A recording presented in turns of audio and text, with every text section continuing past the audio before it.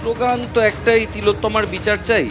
কিন্তু ওই তিলোত্তমার বিচার যেমন চাই, প্রশাসনিক ব্যর্থতা এবং প্রশাসনিক অবিমৃষ্যকারিতা যেটা দিনের পর দিন ধরে ঘটে চলেছে, একজন প্রিন্সিপাল তার ব্যর্থতার পর তাকে অন্য জায়গায় প্রিন্সিপাল করে পাঠিয়ে দেওয়া, দেয়াল ভেঙে ফেলা,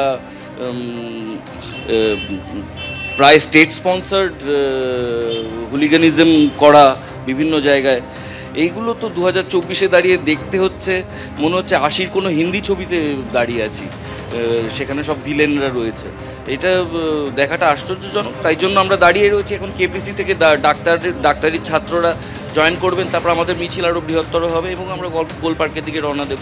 বিশিষ্ট মানুষজনেরা আছেন, ছাত্ররা আছেন, রাজনৈতিক ব্যক্তিত্ব আছেন, কিন্তু এই মুহূর্তে সমস্ত রাজনৈতিক পতাকাকে দূরে সরিয়ে সৃজন কি দাবিতে নামা?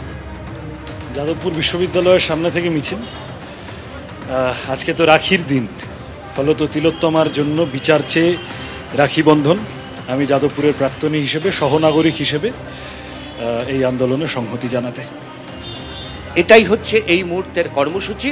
প্রত্যেকে নামছেন এবং প্রত্যেকে নামছেন এবং সেই ছবি বিচারের রাখি একে অপরকে হাতে বেঁধে দিচ্ছেন যাদবপুর বিশ্ববিদ্যালয়ের পড়ুয়ারা। যাদবপুর বিশ্ববিদ্যালয়ের আরজিকর কাণ্ডের প্রতিবাদে যাদবপুর বিশ্ববিদ্যালয়ের পড়ুয়ারা একে অপরকে হাতে রাখি বেঁধে দিচ্ছেন, সেই ছবি আপনারা দেখতে পাচ্ছেন। উজ্জ্বল মুখোপাধ্যায় আমাদের প্রতিনিধি আরো বিস্তারিত বলবেন। উজ্জ্বল, দেখাও ছবিটা। দেখো, একেবারেই নতুন রকমের একটা রাখি তৈরি করা হয়েছে।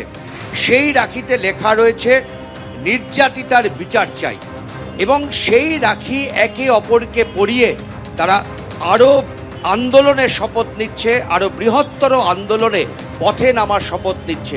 সুখেন্দু শেখর রায়, যিনি তৃণমূলের রাজ্যসভার সাংসদ, তিনি এবার পুলিশের হাতে গ্রেফতারির আশঙ্কা প্রকাশ করছেন এবং তার জন্য তিনি আদালতে দ্বারস্থ হয়েছেন। মামলা দায়েরের অনুমতি দিয়েছে আদালত। আগামীকাল হবে শুনানি। তলব করে তৃণমূলের রাজ্যসভার সাংসদকে জোড়া নোটিশ পাঠায় লালবাজার। অসুস্থতার কথা জানিয়ে সময় চেয়েছেন তৃণমূল সাংসদ বলে সূত্রের খবর। আমার লোকালিটির, আমার পাড়ার 2-4জন ছেলে এবং 2-1 মেয়ে এসেছিলেন যে আপনি আমাদের সবচেয়ে সিনিয়র মোস্ট, বয়োজ্যেষ্ঠ, তো আজকে আপনাকে আমরা রাখি পড়াতে চাই। তো রাখি পড়ালেন, তাতে দেখলাম যে সুন্দর একটা ওরা লিখেছেন জাস্টিস ফর আরজিকর। এটা তো এখন সময়ের দাবি, বাংলার মানুষের দাবি। সেটাকে পর্যন্ত ওরা রাখি উৎসবটাকে ওরা এইভাবে পালন করছেন দেখে একটা অভিনব প্রয়াস। আমার সবার কাছে নিবেদন যে আপনারা যা কিছু করবেন শান্তিপূর্ণ পথে করবেন, আর পুরুষদেরকে বেশি দায়িত্ব নিতে হবে এই কারণে, মহিলাদেরকে সুরক্ষা দেওয়ার জন্য। তার কারণ আমরা পুরুষ মহিলা সবাই কিন্তু মাতৃগর্ভে জন্মেছি। মাতৃ ঋণ শোধ করবার জন্য পুরুষদেরকে আরও বেশি দায়িত্ব পালন করতে হবে, আমাদের বোন এবং মায়েদেরকে রক্ষা করার জন্য। আন্দোলনকে দেখে বিশেষভাবে অনুপ্রাণিত, শুধু আমি এখানে, বহু মানুষ অনুপ্রাণিত।